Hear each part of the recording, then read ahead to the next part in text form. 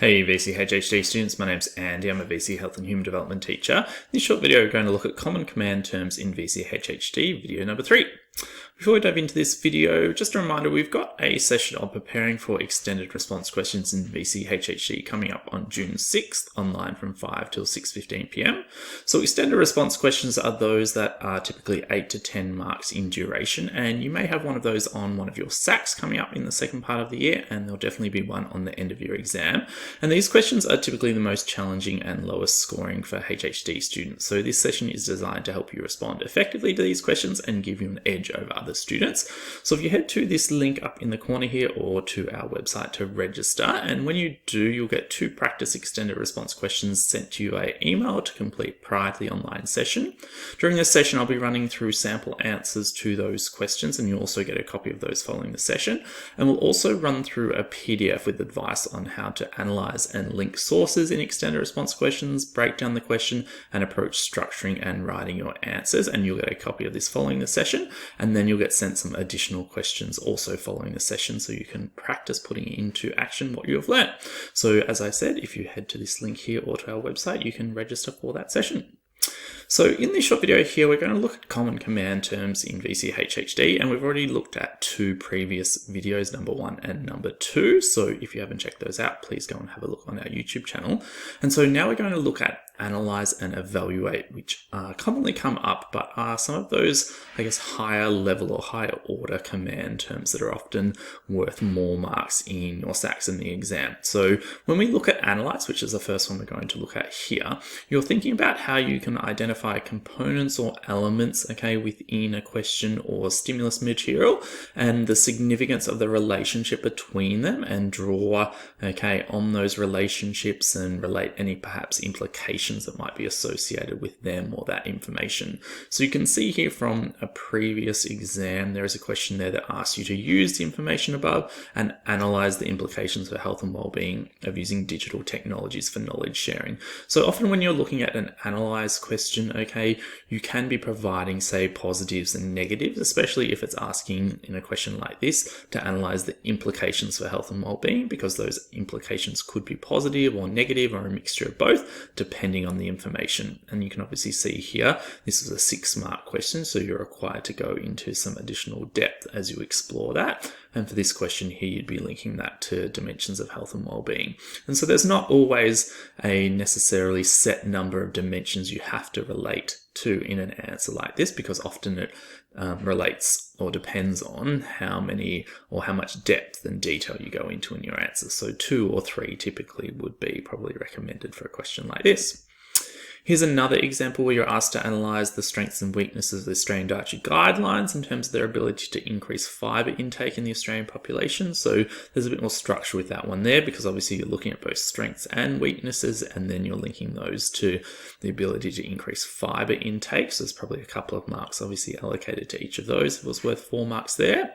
Another one there looking at a question where it's asking you to analyse the implications of increased tourism for health and well-being. So as I mentioned previously, okay, you could be looking at both positives and negatives in an answer like that, and obviously linking into dimensions of health and well-being again.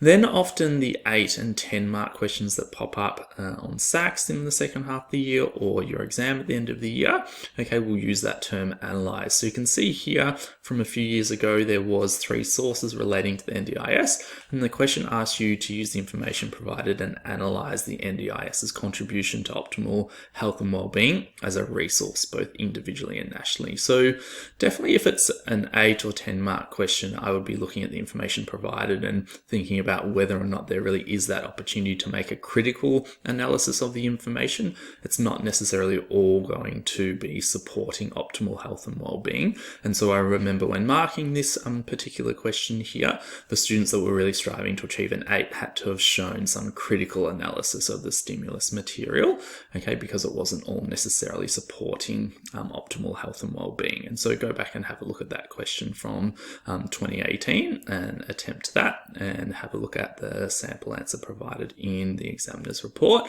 and show it to your teacher and see what they think. And then you can see here another question, a 10-mark one, which was asking you to look at the 3 sources, okay, that once again provided, and you had to analyse how addressing HIV/AIDS epidemic could lead to an improvement in health and wellbeing and the achievement of one other SDG. So you're really looking, okay, at the information that's provided, okay, with a critical lens. Another common command term that comes up in HHD is evaluate.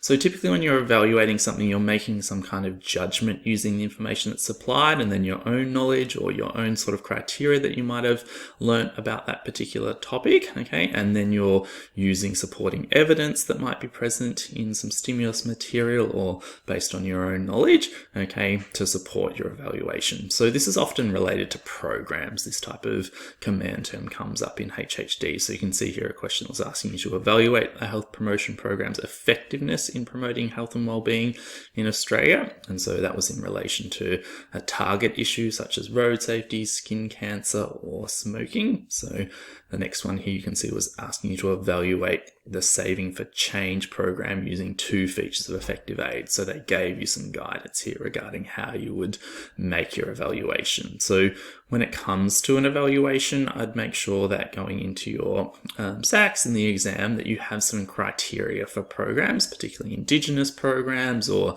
aid programs that you know that you can call upon to make one of those evaluations. And then you give the evaluation, okay, you support it with some information from the program, and then perhaps justify why that is present or why that makes it perhaps an effective or not effective program. And so you're providing information or evidence to support your evaluation. Okay, hopefully you found those 2 common command terms useful, as they do pop up regularly in HHD assessments. So a reminder, we've also got our YouTube channel, the Health Resources Hub on YouTube. So if you're on YouTube at the moment, you can subscribe with the button in the bottom corner of the video here. We've got new content, videos and SAC and exam tips coming out each week during the school term this year, and there's already over 170 videos available on that YouTube channel. We've also got our website, the hih.net.au, where there's opportunities for teachers and students, and our social media links and our email if you'd like to get in touch. Thanks so much.